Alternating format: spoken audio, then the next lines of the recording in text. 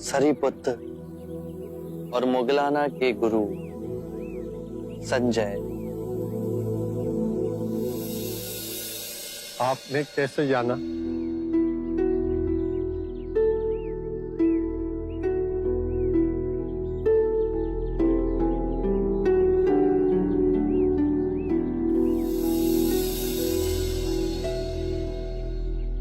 जिस दिन से मेरे शिष्य आपके भिक्षु बने, उसी दिन से मेरे मन में जिज्ञासा थी कि आपसे मिलूं।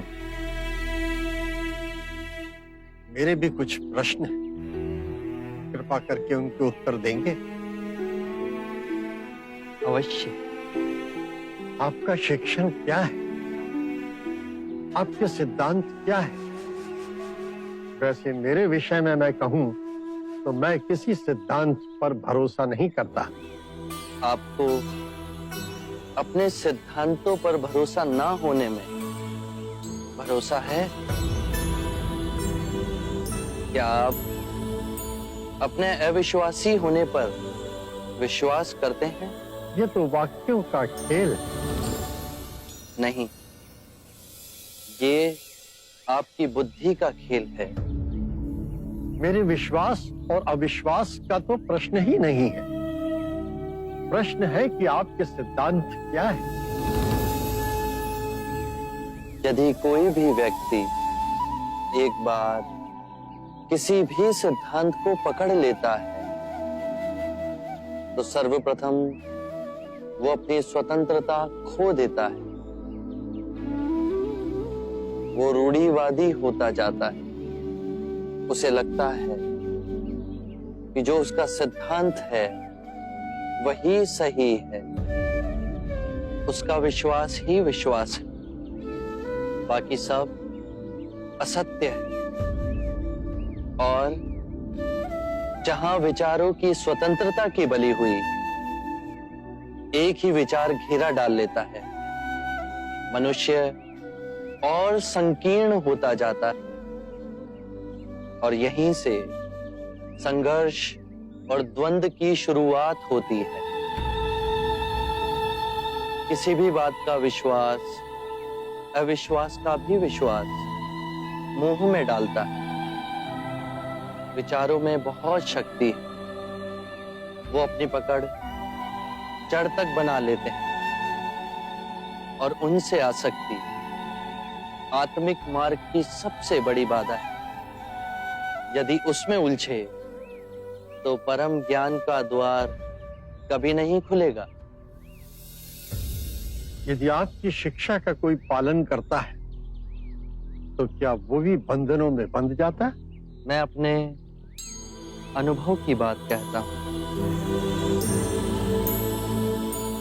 मेरा मार्ग ना सिद्धांत है, ना ही दर्शन शास्त्र, केवल शुद्ध अनुभव है, परम सत्य का अनुभव। परंतु बुद्ध, यदि कोई आपके मार्ग को ही अपना सिद्धांत समझ ले तो?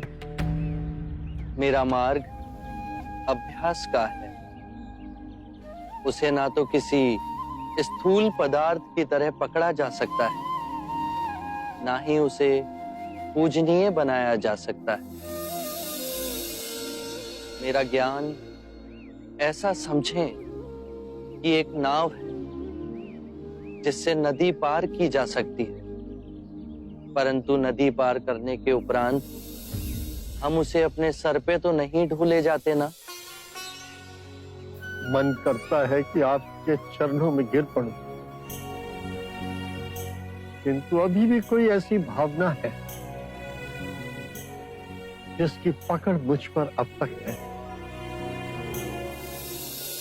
3 तरह की भावनाएं होती हैं, सुखद, दुखद और तटस्थ। इन तीनों भावनाओं की जड़ें हमारे शरीर और मन में ही स्थित हैं।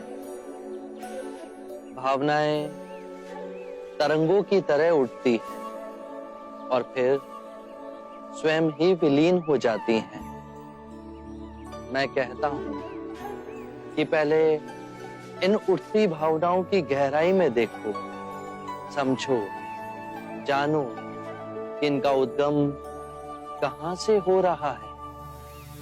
चाहे दुखद भावना आए या सुखद भावना, केवल ये देखो कि वो उठ कहां से रही है। जब उसके मूल में पहुंचोगे तो पाओगे वहां केवल शून्य है। ऐसा शून्य जैसे नीला आकाश। वो शून्य तो है, परंतु सबको अपने अंदर समेटे हुए है। एक चादर की तरह। बस अभ्यास करो, धीरे धीरे अभ्यास करते करते ये पाओगे कि लहरें उठना बंद हो गई। परम शांति की जो झील हमारे अंतर में है, वो तो विचलित ही नहीं हो रही। फिर और गहरे में जाओगे तो पाओगे कि भूल कहां कर रहे थे। जो नश्वर है उसे अविनाशनीय समझ बैठे थे। अज्ञान ही सभी विषमताओं की जड़ है। मैं केवल ध्यान की बात कहता हूं। ध्यान से अज्ञान दूर होगा। अज्ञान ना पूजा से, ना व्रत से, ना चढ़ावों से, ना किसी तप से समाप्त होगा। बहुत देर निद्रा में रहे संजय। उठो, जागो, स्वयं को पहचानो।